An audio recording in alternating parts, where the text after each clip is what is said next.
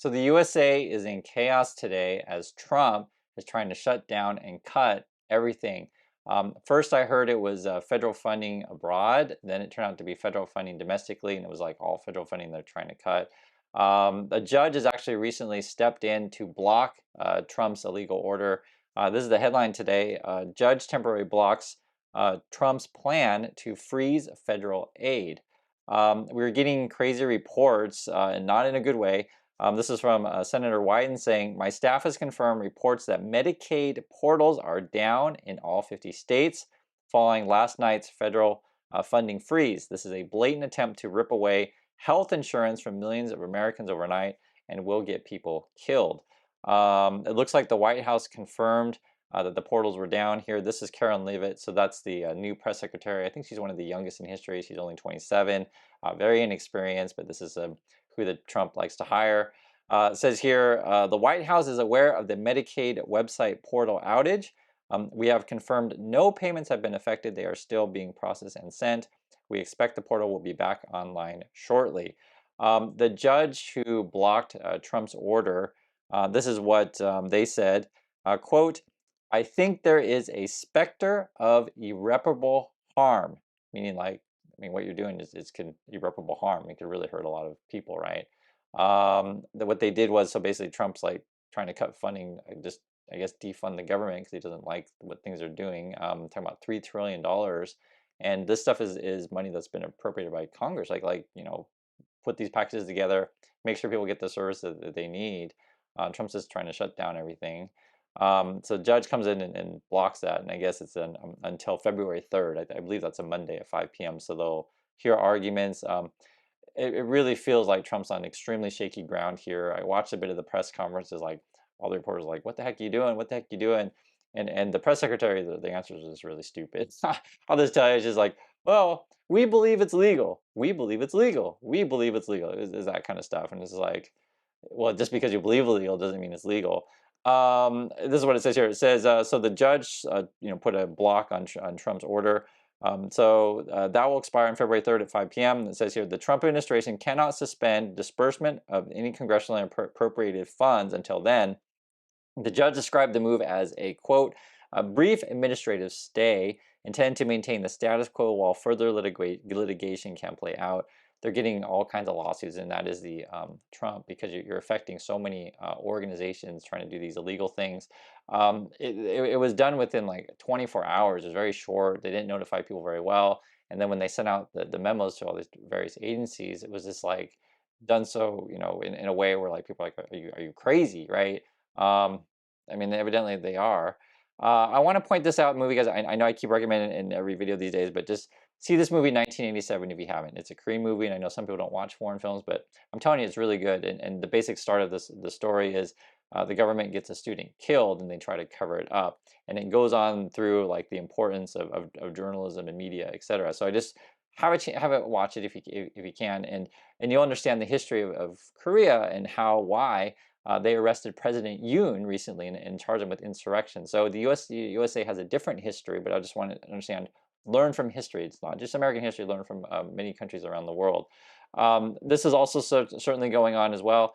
This is from Senator Mark Warner. He says, my office just got a phone call from a domestic violence shelter, the only one serving multiple counties, that says they may have to close their doors if President Trump doesn't reverse course. It's so hard to explain like how much is dependent, right, on federal aid. There's just it's part of our system, right? So for example, this is a domestic violence shelter. Someone in our community also left a comment regarding this just a few minutes ago. This is from Kylie. Says, I work in a nonprofit that cares for disabled individuals. We are currently trying to figure out how to feed our clients because at 5 today, they won't retain food stamp benefits. People are going to die. My salary comes from a grant. I don't know if I'll be paid this week. If you supported Trump, please, I'm begging you to see the murders he is carrying out through this policy.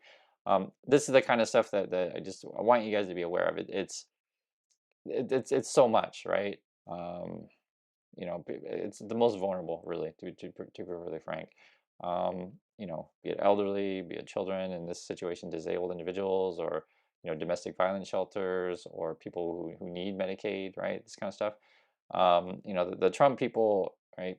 The Musks and the Trumps, they're all born rich. They don't care.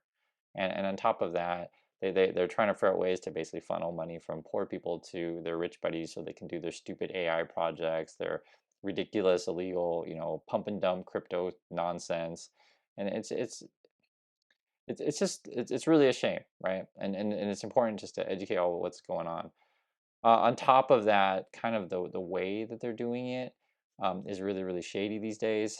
I'll give you an example. So this was a report of the Wall Street Journal. It was really interesting. They did their first like press briefing, right? And basically everyone's asking the question, saw the hands in the air in the photo, but like, hey, how is this legal? Are you crazy? And, oh, we believe it's legal. And it was interesting that they said one of the things that they did differently than other press hearings is they're basically taking questions from right-wing websites and right-wing YouTuber kind of people first, ignoring the Associated Press, which is interesting. And that's something that they're doing differently than other previous press secretaries is inviting a bunch of basically, I don't know the right word to say it. I mean, you could use the word amateur journalists, but I wouldn't say that necessarily. I don't know if that's the right word. We'll just say this: far right leaning people with questionable credentials and questionable motives. That is the best way to describe it. Like, and I mentioned the Korean situation, say in the movie 1987, because our the current president in Korea, President Yoon, he was known to watch a lot of crazy, right wing conspiracy YouTuber type of people. And you're probably like, well, Chris, I'm watching you. You're on YouTube, right? What's the difference? Well, it's just a legitimate question because essentially, people don't trust quote, news this day on TV or whatever you want to call it. I completely understand, guys, because things seem hard. It's a tough issue to address. Okay, let me put it this way. I understand the people's frustration with the current mainstream media news. Like, I completely understand, right? It feels like it's manufactured fighting, and it's what news these days is just two people on screen fighting, and it's just an argument, and it's just mainly for entertainment, not really for education or information. I completely understand that. The problem is if you go to the YouTube world, most of the channels out there have to like take a really strong opinion on something and say, oh, this side is always right, that side is always wrong, etc. And then on top of that, like I said, a lot of these people have questionable credentials or motives. I try just to inform you guys as best as I can. In these situations, it's really, really hard because it's like, if I try to explain things to you, it should be obvious that Trump's a criminal, he's a felon, but then, it might come across as, oh, Chris is so biased against Trump, that kind of stuff. But it's not the case that I have any personal vendettas against Trump or anything like that. It's just that we can see what's happening. I mean, how can you talk about these things in a way that doesn't make Trump look bad when we're talking about Medicare, Medicaid portals going down, or people in um, domestic violence shelters having trouble, or people who need help, who are disabled and need help with food, or children in schools, or we just talked about in the last video, Navajo being detained um, by ICE, and which is part of Trump's deportation thing. Basically, they're questioning people at their home or their workplace, asking for papers, that kind of stuff. I mean, how else, and I just tell you what's happening, and I think the thing, because some of the people say, oh, Chris, why don't you do collaborations with other YouTubers or whatever. A lot of these people I don't like on YouTube. I'll just be honest with you. I just don't like, because I don't ever want to give the impression I say, hey guys, one party is so awesome and the other party is so bad. I don't ever want to give that impression, because I just tell you what's going on. And to me, it's all the same. If I see crime, it's crime. If I see something that's good, it's good. If I see something's bad, it's bad. It's all same to me. This problem is, right, what we're seeing right now with like the Trump stuff. It's like so far out of bounds. I mean, trying to cut all federal aid, that, and again, and the way, and you have to understand how government works, like in Congress, they're going to debate bills, they're going to vote on stuff, right? How are we going to appropriate funds? And it takes a long time to get bills through, right? And then you got Trump just coming and just like, okay, well, I don't like that, I'm just going to cut it. And it's like, that's not democratic at all. And we can argue about like, hey, I think money is misspent here, money is misspent there, but you do this in a way that voices are heard and it's done legally, constitutionally. And I understand democracy can be slow. I understand democracy can be messy. I completely understand. But that's democracy, right? The alternative is what you're seeing with what Trump's want to do, just do things unilaterally. And the joke you always have to say about democracy is like, yeah, I mean, we all complain about democracy; it's really terrible. But then you look at the other systems, right? I mean, you get my point. And I think big part of making the system work is having an informed base, right? Having an informed populace, and that's something that I think for me is the most troubling about the Musks and the Trumps is they constantly attack media, they constantly attack education, right? They want to attack healthcare, those kind of things. And it's just put in blunt terms, they want you to be poor and dumb and stupid and unhealthy, and then they're able to just basically siphon your money to whatever stupid projects they want to do. I'm not alone though in seeing this stuff. This is coming from the Wall Street Journal also. They did a report. U.S. consumers lose confidence at the start of Trump's second term. Basically, and for those of you who don't watch the economic news that often, basically you'll get reads, once a month on how are consumers feeling, are people spending or not, right? It gives you a sense of the health of the economy. And if you think things are going to be going okay, then you're more willing to make a big purchase, right? And if you're more willing to make a big purchase, the economy keeps going, right? People have jobs because like, hey, I work at a company and hey, we got a bunch of orders and that kind of thing. If you're worried about the future, if you're worried that maybe I won't have a job, right? You're worried that, man, things are going to get really tough, or you're worried that inflationary things are going to, inflation is going to go up, prices are going to go up, and under Trump, all the economists are pointing to more inflation. We knew this before the election, and we're knowing it now, so don't act like you're all surprised and stuff like that. Just the problem is the people who like Trump, to be really frank, don't understand the system, and even if you use the word system that comes with loaded, I'll just put it this way: don't understand basic economics, and it's tough. It's like how do you communicate with people? And someone wrote a message to me just yesterday, like Chris, could you have people say on the manga people on the channel or whatever, and have real discussions about this stuff? And I actually thought about these kind of conversations, but it's hard when you talk about this stuff. For example, if you go to right wing leaning channels, basically they're just there to fight and make fun of whatever party or whatever they want to do. Sometimes you'll see someone more left leaning go on there and they just like talk over minute details, right? And what I mean by that, you get caught up in the weeds of like, oh well, what do you think about this particular case, and that particular person was 2 days in prison too long, or whatever, or this particular person, and it's like, and they'll focus on details that are just lose sight of the big picture and the things that are important to understanding everything, right? And that's sort of what they do. You're distracting someone with something that really matters. So in this situation, to make it really clear, what really matters right now is you have to understand that Trump and Musk are trying to basically cut as much funding and regulators as possible. They want to privatize things as much as they can. They want to funnel money either to fund their tax breaks to billionaires. They're also trying to create a U.S. sovereign wealth fund, and that's going to fund all of their nonsense. They're going to get that money by, again, cutting services that regular people need. They're going to try to tariff all sorts of various things, use that tariff money, put it in the wealth fund, and then fund out to Musk. They're looking to acquire Greenland. I guess I just saw a report recently that Greenlanders don't want it. I mean, it's not a shock or anything like that.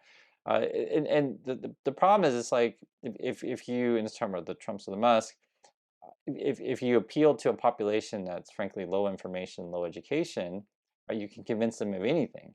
But it's really going to hurt these manga people the most when they're the ones who live in the red states who get a bunch of funding from the blue states. That's just how system works. I mean, you look at California by itself. I mean, the GDP is like bigger than many countries, because it probably say most countries actually. But like the way that they try to portray it in the right wing media, oh, California's so awesome, they're so terrible, and it's like, have you even been to California? I mean, seriously, have you ever been there? I mean, it's a beautiful place. It's a diverse group of people. All kinds of people live there, and the weather's really fantastic. And I know there's fires going on right now, etc. But I mean, it's not like this awful place like people try to paint it to be. And if you see the people who say these things, like where they live compared to California, and I'm getting kind of personal stuff, but I'll just say they don't know what they're talking about. And I feel like a lot of the right wing media who feeds into that kind of negativity is they know they're telling lies. but they're purposely doing it. So I give you a simple example, guys. Like all the people on Fox News, I think a lot of these people all live in New York City, right? And they live in nice homes in Connecticut, like they live in Manhattan, these kind of places, or if their studios in LA, that's probably where they live. They don't live in the red states, like they live in the blue states, and then they just trash, whatever. Uh, it's so hard to talk about all this stuff. It's funny, even the White House press briefing, someone was complaining about fire hazard because they had too many, people in there because they brought in all this, right wing bloggers and stuff like that. But that's what we have to deal with. And you guys probably saw in the news too. Trump's trying to withdraws from the World Health Organization. That matters. I saw this report here. You get these crazy reports, like see this stuff every night in the news. Kansas is in the middle of an unprecedented tuberculosis outbreak. Here's what to know. So good news is that I guess yes, there is an outbreak in tuberculosis in Kansas, but the good news is it's not that serious yet. But you just don't want to hear about this kind of stuff. I don't want people getting TBs and stuff like you don't even talk about it. It's like you always make jokes with Trump. But you vote with Trump, make polio great again, right? There's certain things. It's like, hey, we've made advancements in science. Let's continue to talk to our neighbors. Why would you want to stay involved with the WHO? What if there's some sort of outbreak of whatever virus around the world? You just want to be able to contact, and like Trump's like, oh, no emails to them, no contact, and it's like so effing stupid. There's so many things that are so effing stupid about the Trump people. I can't go through everyone. I mean, I really can't. It's like too much. But the main thing I want you to understand is that these people are basically out of touch with regular people's lives and just looking to enrich themselves, unfortunately. So that's what's going on. The judge blocked what Trump's up to today.